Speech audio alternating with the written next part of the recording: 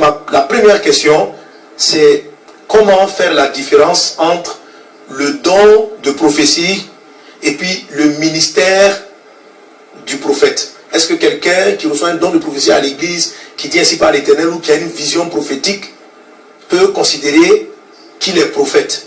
Et à quel moment on différencie donc l'exercice du don et le ministère prophétique? C'est une question très très importante. Et je crois que l'école des prophètes là est établie sur ça même. Les dons de prophétie ont été manifestés dans le Nouveau Testament en particulier, dans 1 Corinthiens 12, verset 10, où on trouve la prophétie comme un don. Le ministère prophétique va au-delà du don de prophétie. Le ministère prophétique est étalé sur l'Ancien et le Nouveau Testament en tant que ministère prophétique. Le ministère prophétique est manifesté de telle manière que c'est un homme ou une femme que Dieu connaissait d'avance, que Dieu a appelé, que Dieu a établi et qui devient un porte-parole de la parole parlée de Dieu. Il y a la parole écrite, il y a la parole parlée. Et le prophète, il est un homme qui parle la parole parlée. Et parmi les dons qui le suivent, il y a le don de prophétie. Mais le don de prophétie n'est pas ça qui caractérise quelqu'un pour être prophète. Si vous lisez dans 1 Corinthiens 14, il est dit que tous peuvent prophétiser. Mais tous ne sont pas prophètes. Il est dit tous peuvent prophétiser. Mais tous ne sont pas prophètes. Cela veut dire que Dieu dit que s'il y a des prophètes parmi vous, parmi ceux qui ont prophétisé là, il y a des gens que Dieu utilise par les dons de prophétie. Il y a des prophètes qui sont là. On dit maintenant, ceux qui se lèvent dans l'église locale aujourd'hui pour prophétiser, la prophétie peut être authentique. Mais la Bible dit, dans ce passage de 1 Corinthiens 14, que les prophètes qui sont assis doivent discerner si le don prophétique, la parole prophétique qui a été annoncée dans l'assemblée correspond à la parole, correspond à l'état d'esprit de ce qui se passe actuellement. Et c'est ce qui permet que le don prophétique, le don de prophétie, soit accepté donc dans l'assemblée. Et dans certaines assemblées même, ceux qui ont reçu les dons prophétiques, qui veulent parler, on les appelle de côté. Il y a un groupe de frères, d'anciens, qui ont la sagesse. La personne va leur dire la parole prophétique. Ils examinent, ils voient. Parce qu'une parole prophétique donnée par quelqu'un dans une assemblée peut détruire toute l'assemblée. Et s'il n'y a pas de sagesse, ça peut détruire une famille. Ça peut détruire la vie de l'église. Donc le prophète est un homme appelé, établi, et qui porte la parole de Dieu pour non seulement un petit groupe, mais pour soit la nation ou l'ensemble des églises. Regardez bien, et il y a des moments où l'esprit de prophétie saisit un homme. Regarde Saül. Dans 1 Samuel 10, il est écrit que quand Samuel a été oint, Saül a été oint par Samuel, Samuel lui a dit que quand tu iras, l'Esprit de Dieu va te saisir. Et Saül a prophétisé parmi les prophètes. Et la population qui était là dit, ah bon, Saül est-il aussi parmi les prophètes? On dit non, il n'est pas parmi les prophètes. Mais instantanément, Dieu lui a donné un don de prophétie, il a prophétisé. Il était un roi oint, mais pas un prophète. Zachaziel, quand Josaphat était en difficulté, il a rassemblé le peuple pour jeûner et prier. Zachaziel était un lévite. Tu peux te mettre dans 2 Corinthiens 20, versets 14 et 15. 2 Chroniques 20, 14, 15. Mais l'Esprit est descendu sur Zachaziel, le lévite. Il a prophétisé de la part de Dieu. Mais Zachaziel n'était pas un prophète. Donc la différence, le don de prophétie sert à exhorter, encourager et donc relever les gens, mais à prévenir les gens aussi. Mais le prophète va au-delà du don de prophétie.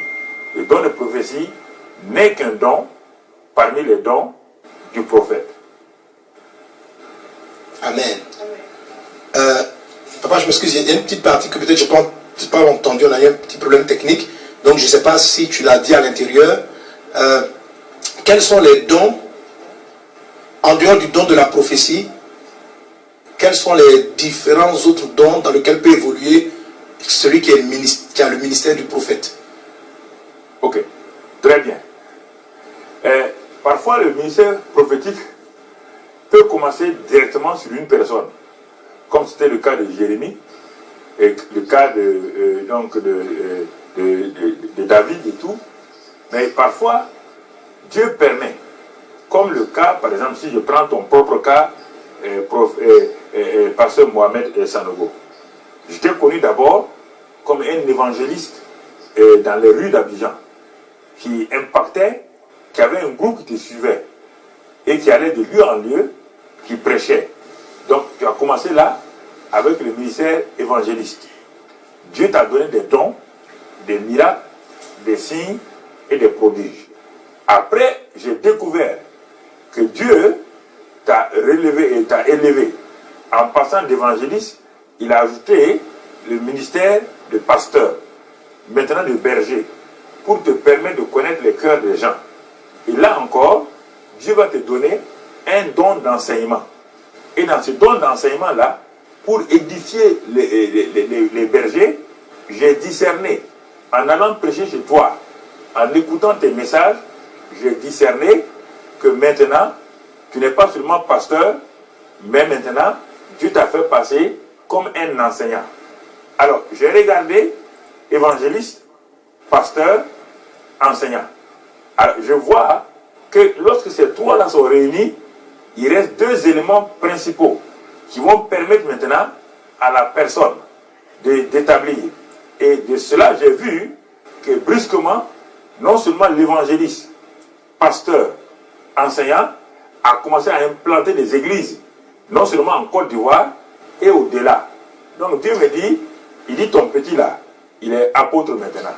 Il est apôtre. Ah. Donc je m'attendais sûrement et certainement que, après ça, le cinquième ministère allait venir. Mais comment? Quand? Je ne savais pas. Il n'y a que, disons, ces dernières 5 années que, en suivant des veillées de fin d'année, et que le Saint-Esprit te saisissait et te donnait des paroles. Ah, je dis, on va attendre pour voir si le ministère prophétique a commencé. Et au fur et à mesure, ce ministère a grandi. Donc, je vais dire ceci, les dons spirituels du prophète et les dons de prophétie qui font la différence, mais maintenant, les signes, les prodiges, surtout la parole de connaissance et la parole de sagesse. Donc, quand le prophète, il parle prophétiquement, la parole de sagesse et la parole de connaissance vont l'aider à ce que la prophétie, par la prophétie qui est donnée, doit être donc soutenue par ces deux dons-là. Et quand ça se fait, mais les autres dons sont manifestés.